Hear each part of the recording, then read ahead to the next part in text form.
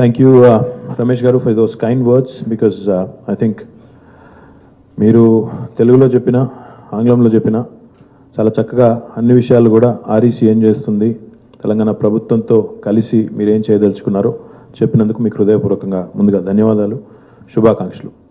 ఇక్కడ తెలుగు రాని వాళ్ళు ఎంతమంది ఉన్నారు? అక్కడికే పోవాలా? Okay, can we switch it off or పక్కకు పోనా లేకపోతే? Right. Anyways, let me start with a piece of good news, because I've just asked a question. I said, how many people do not speak Telugu? And I only saw, because I've realized after asking the question that even the question was asked in Telugu. So, but that's what happens when you're come in here at 3:30 in the morning and you're here again. Thank you, Jayesh, for making me come here. So, Jay and the entire team of T-Hub, and firstly, Ramesh ji from REC. This wonderful initiative, my compliments. But let me start with two good news first, and then I'll go to REC and T-Hub and what we're trying to accomplish here. The first piece of good news is, in fact, country's Chief Economic Advisor, Arvind Subramaniam, has just released the Economic Outlook and Economic Survey for 2017-18. And for the first time, the state of Telangana has joined the top 5 league. And the report that has been released, actually shows that top 5 states that have contributed to 70% of exports out of India. And these states include the traditional bases like Maharashtra, Tamil Nadu, Gujarat, Karnataka, which have always been traditionally long manufacturing states. But I'm delighted and thrilled and excited that Telangana has now joined the top 5. And eventually, I think with the way our Honorable Chief Minister is leading the state, I do believe that we will be in the top 1 or 2 league very, very soon. So firstly, I wanted to share that piece of good news, and that means, what that means by extension. What does that mean in terms of realistic outcomes?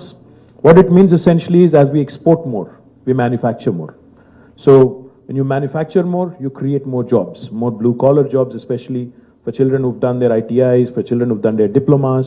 That means basically in Telangana, the industry footprint is increasing. The exports are growing.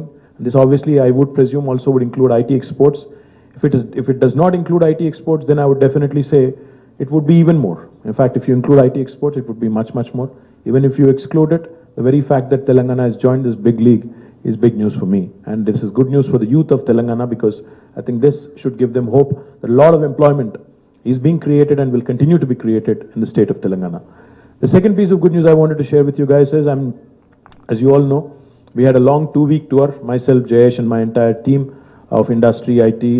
So the second piece of good news is my compliments to Team T-Hub, because one of their incubators, Banyan Nation, has won the Circular Awards at the World Economic Forum, and it is possibly the only Indian startup to have won an award at such a prestigious forum. And I'm delighted that that startup also has come from Telangana and Hyderabad, and it's a T-Hub incubator. So my compliments to the entire team of T-Hub, because I know you guys have been doing a great job. And the wow factor, when anybody and everybody who walks in here, like what Ramesh Garu had to say today, I think has not just stated that. The beautiful part is, the wow factor about how cool the facility looks is not what T-Hub is all about. It's not just about the physical space, the cool interiors, but it's more about what outcomes we've been able to create. Ramesh Garu, I just wanted to share a couple of things with you about T-Hub. When we launched T-Hub in November 2015, we had hardly any incubators in Hyderabad. I think there were less than 5. But today, I'm delighted to share with you, according to the Department of Science and Technology, Government of India, the maximum number of incubators and co-working spaces in this country today are in Hyderabad. So what you see here is just one T-Hub, and the building is called Catalyst. The intent of this building and Catalyst, and the idea was that we act as a agent, we act as a catalytic agent, and we create more and more innovation and more entrepreneurs from Hyderabad. Delighted to share with you that we have the country's largest number of incubators and co-working spaces today in our own city of Hyderabad, and that number seems to be growing every so often, because each and every person we meet across the world, they seem to be having very, very interesting problems, and we seem to be able to provide solutions. I'll just give you one example. So Carlsberg, a beer that I think is very popular, the CEO of Carlsberg wanted to meet in WEF, the World Economic Forum. First of all, I was a little apprehensive. I even told my PR guys. I said, please don't give this news out to press because the media would eat me alive. They would say, what is he doing with a beer company CEO? What is he trying to do? Increase alcohol consumption in the state or what? I said, please don't say it out. But I'm saying it out now because after the meeting I've realized their problem was very unique. This gentleman walks up to me and he says, listen, we have a problem. Can you help us find a solution? I said, what is it? He says, right now if you have to produce 1 liter of beer, we have to use 3.8 liters of water. Now, ideally, I would like to bring it down to 2 liters, but even if I can bring it down to 3 liters, that would be a substantial achievement and it would help me conserve a lot of water. It's good for the environment. You talked about Paris Accord. So I said, that's great. And then immediately we had Srini there with us. So I said, Srini, can we help him? So now we are going to actually create a program. We're going to work with someone like Carlsberg and try and create a program which actually achieves. These are the kind of unique challenges that REC or large corporations, they face across the world. It's not just confined to Hyderabad. It's not just confined to Delhi. It's not just confined to India. These are the problems. These are the problem sets that we see across the world. Now that is where I think young startups, young Indians, accelerators and incubators and co-working spaces, call them whatever. But these have now become truly the new laboratories of India, of the world, where problems are being, addressed, are being tackled head on. I'm delighted someone as eminent as REC has come in. Rural Electrification Corporation is a name to reckon with across the country. Because I myself remember when I first became a legislator in 2009, the program Rajiv Gandhi RGGY was going on and REC was instrumental in pushing electricity into the rural households. Yes, the mandate is big, I know. By March end, you have to complete the entire country. And by the end of the year, you are supposed to electrify every single household in the country. That's the mandate given to you. I'm not envious of the target given to you, but I do hope and I do believe that you will be able to accomplish with a very, very able team that you have, sir. Now, sir, going back to this whole idea, I'd like to also quickly address that. 1,800 students from 30 institutions being selected, basically to come out with 600 projects. I see several vice chancellors of Hyderabad Central University, a big team here, Professor Sambaya, and I also have seen Mr. KT Rama Rao somewhere, Professor KT Rama Rao, and we see the Higher Education Council itself here represented by Honorable Chairman Papireddy Garu. We have a unique opportunity here. Institutions in Telangana and Andhra Pradesh together. I think 30 institutions have been selected, out of which 1,800 students would be brought on board. 600 projects to begin with, I believe, will be taken up. And then eventually out of these 600, you'll drill down to 30. And eventually out of these 30, we'll drill down to 3. The focus is on renewable energy. The focus is on the mandate of Government of India and of REC. And T-Hub will essentially be the platform where all these young guys can actually solve the problem, crack the puzzle, because the world is looking at this. In fact, I must also share with you another piece of very, very exciting news. And that is, I think, which is already known, but still, let me say it. Today, in the country, in the entire country, Telangana is number 1 on solar production as well. That among all the 29 states, Telangana has not left any specific aspect in governance untouched. From Harita Haram, which is about improving our green cover, from Mission Kakatiya, which is about rejuvenating our lakes, also to solar production. Why did I mention these 3 projects only, these 3 important aspects only? Because all of them are in one way or the other related to environment. Lake rejuvenation is about water conservation, water harvesting. Solar production is about ensuring that we have energy which is absolutely in sync, in consonance with nature. And also the most important aspect, like I mentioned, Telangana producing and becoming the number 1 in the country on solar. We are right now meeting our energy requirement. 16% of it actually comes today from solar. There is also a great deal of potential for wind energy production in Telangana. There's also a great deal of potential for wind, solar, hybrids. And there is also a huge, huge opportunity for India as a country. Remember, we are a sunshine country. India is a sunshine country. We have 300 plus days of sunshine, which is very, very rare. And we don't appreciate when we live in India. When you go to cold countries like Switzerland and Japan and Korea, you appreciate sunshine very much, trust me. I was there 2 weeks. What I'm trying to make is we are a sunshine country.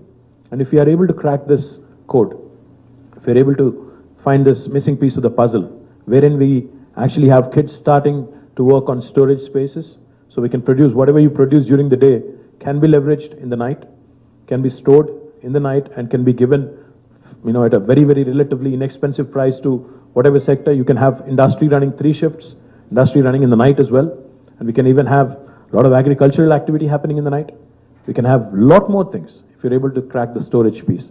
And I think that is what Jay was referring to when he talked about Tesla. Tesla is working on storage, and so are a number of other companies. But I think Indians should not be left behind in this game. And young Indians, I think, who can, if they apply their heads together, and their collective thoughts together with the help of a able PSU like RAC, will be able to crack the code. And if that breakthrough comes from India, then I think, we will be saving a lot of money. In fact, he just talked about how we are building a huge ultra mega power project in Yadadri. I'm worried that it might become redundant if somebody cracks this very, very quickly. But nevertheless, I think it's something that's worth it. Because on the one hand, you have to continue to plan for future, continue to plan for future expansion. At the same time, you also have to start thinking about, Ramesh Garu talked about Paris Accord. While Donald Trump may have decided to walk out of it, I think countries like India have held on.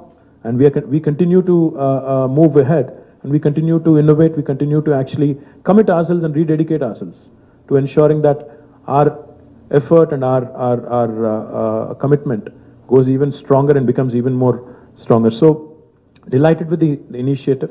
Now, Rural Electrification Corporation, and T-Hub coming together and curating all these guys and coming out with some projects. And that is, in fact, what really defines what T-Hub says there: converge, create, and connect. So, converge, connect, and create. Now, convergence of a PSU with a vibrant startup engine like T-Hub is what this combination is truly about. Once the convergence of idea, they have a problem, they have given us the problem statement. Now we help them solve the problem. We'll help them with the help of course, all the academic institutions and also Higher Education Council and all the young children. We will be creating more and more opportunities. Let me also take this opportunity to request the chairman himself of Higher Education Council and also all the vice chancellors. Hyderabad alone, like I said, has more than 35 creative labs, incubators. Why can't each and every one of our universities have more and more labs? I know IIT Hyderabad is working on healthcare. CCMB is working on its own vertical, molecular biology innovation. I'm sure Hyderabad Central University is also doing something specific. So should be the case with Nizamabad University, Dr. B.R. Ambedkar University, and so should be the case with every single institute in this country. Because let me also share with you a quick example of what I mean. I was in Hamamatsu, a small place which is almost 2.5 hours away from Tokyo recently. This is where Suzuki is headquartered. So we had gone to meet the chairman of Suzuki. There was a small Suzuki museum which kind of shows you the story of how Suzuki evolved over the last 80 years or 70 years, I don't remember exactly. They showed us all the things. In fact, it started as a textile company, and then it eventually made forays into motorcycle making, and then eventually cars, etc., etc. So when we were walking around at 9 o'clock in the morning, we saw about 200 school children, all of them in their possibly primary or upper primary schools. 200 plus school children, all Japanese children. Each of them going to a specific cubicle where, a car in all its different parts is broken down. There's a lot of simulation there. And all of these children are actually taking notes, scribbling down, sitting there, talking to the instructor.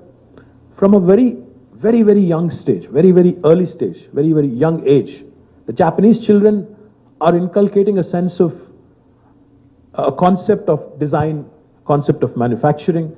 Now these children, imagine this, from an age of 5, 6, and 7, if they start looking at how to manufacture cars, how could they not become truly amazing engineers in days to come? At least 10% of them, if not all of them. And that is what Japan has become today. In spite of all the obstacles, in spite of all the natural,